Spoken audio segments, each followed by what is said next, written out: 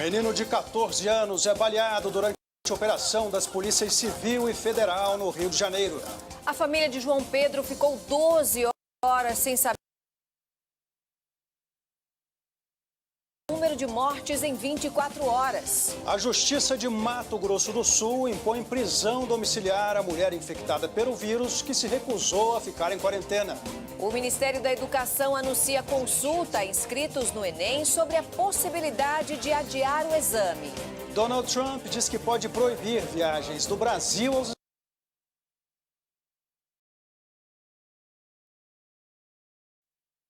Estados Unidos por causa da pandemia e diz que o país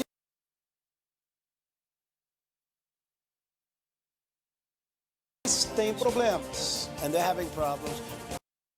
Estados Unidos ameaçam cortar toda a verba e sair da Organização Mundial da Saúde. Já a presidente da Comissão Europeia diz que o momento é de cooperação, ciência e solidariedade.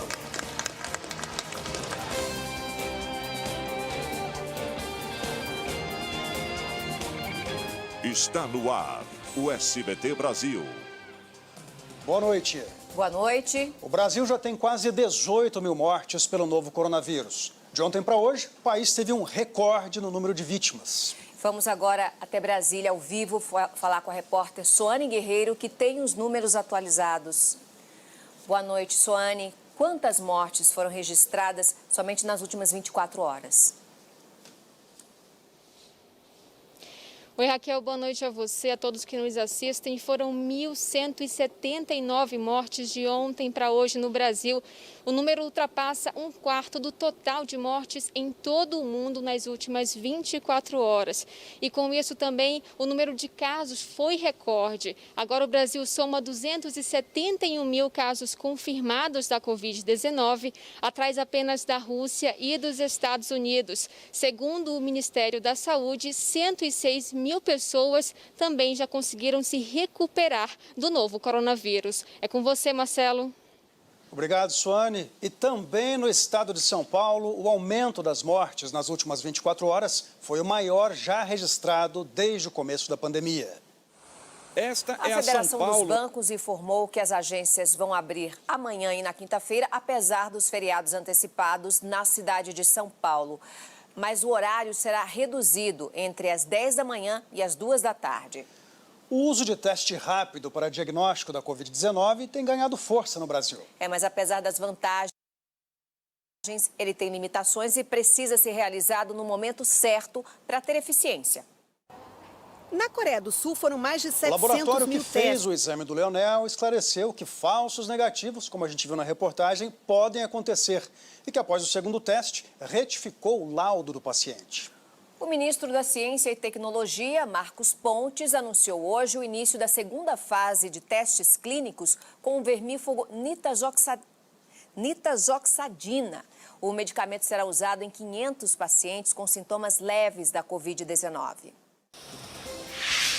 A pesquisa com a nitazoxanida... Você vai ver daqui a pouco.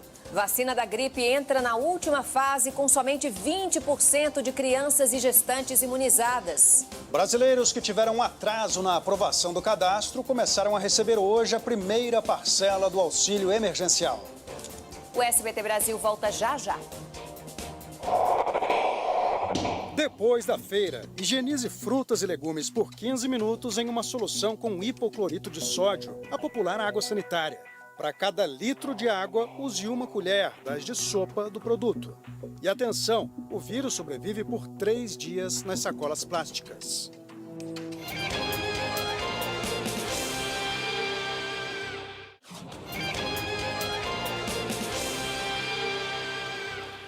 Foi enterrado nesta tarde o corpo do adolescente morto ontem durante uma operação das polícias civil e federal em São Gonçalo, na região metropolitana do Rio de Janeiro. A família do menino acusa os policiais de terem atirado no adolescente que brincava com os amigos dentro da casa da tia. Uma dor que não se mede.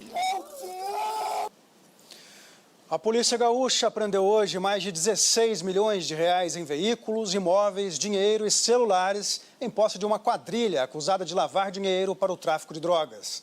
9 pessoas foram presas.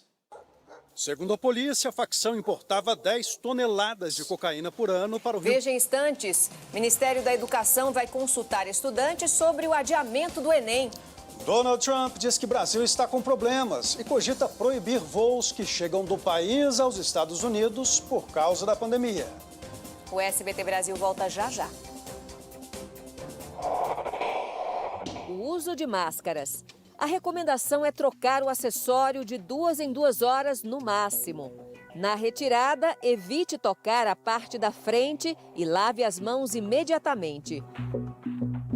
Se for cirúrgica, a máscara deve ser descartada em lixo comum. Se for de pano, tem que ser lavada com água e sabão e passada.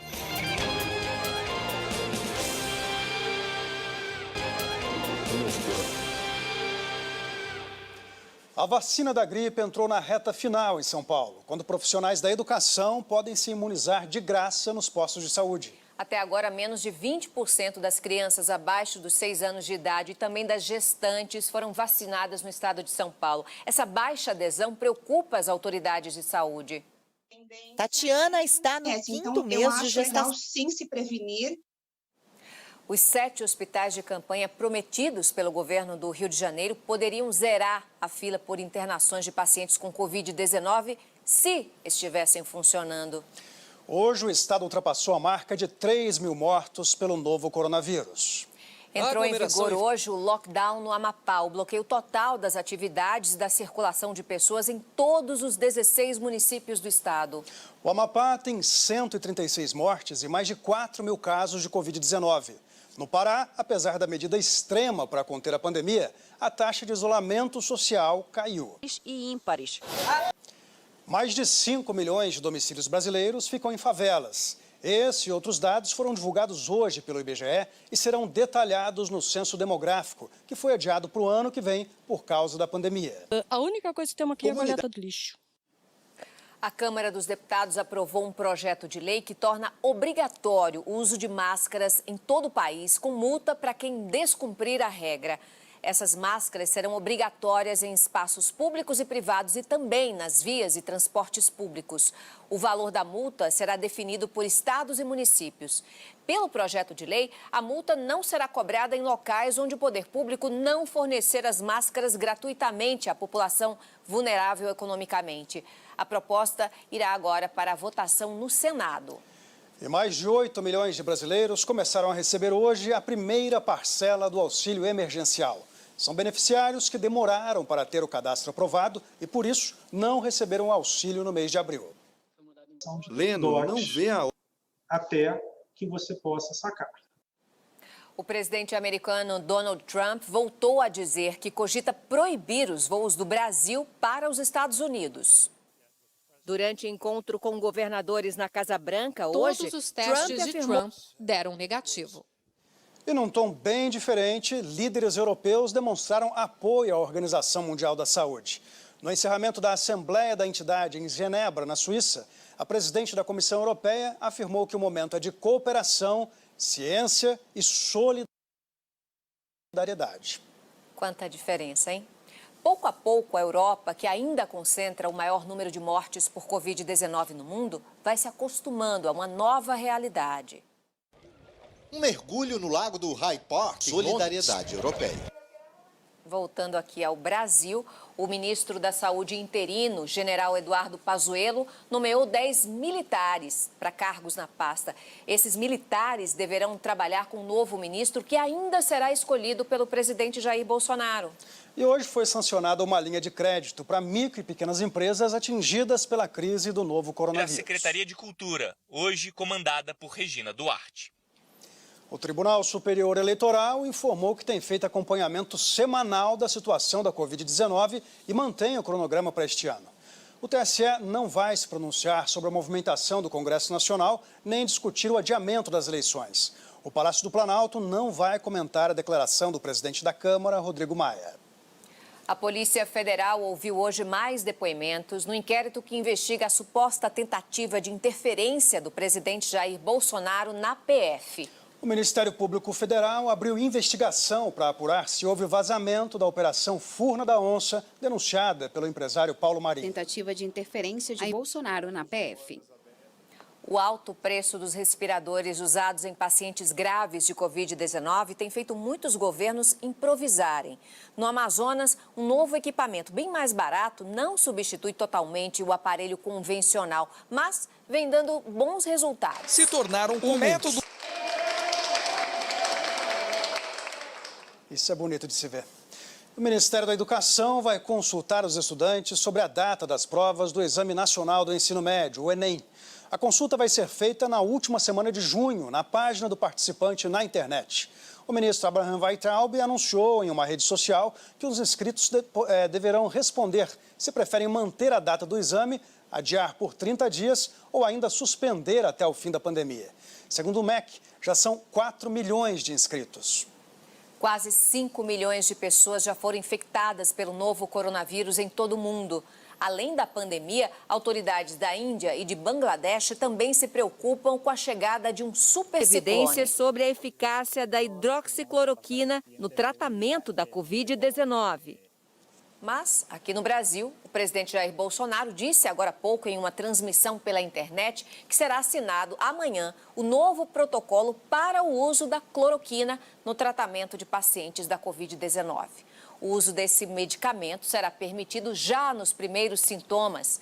Bolsonaro disse ainda que vai manter, por enquanto, Eduardo Pazuello como ministro da Saúde e que ele, abre aspas, está fazendo um excelente trabalho. Dados da Associação Brasileira das Locadoras de Automóveis mostram uma queda de até 80% nos aluguéis de veículos com a pandemia. A maioria dos automóveis era alugada por motoristas de aplicativo. Tem carro parado de rápida e volta em contato com tantas pessoas. Uma boa noite para você. Boa noite, Brasil. Tchau.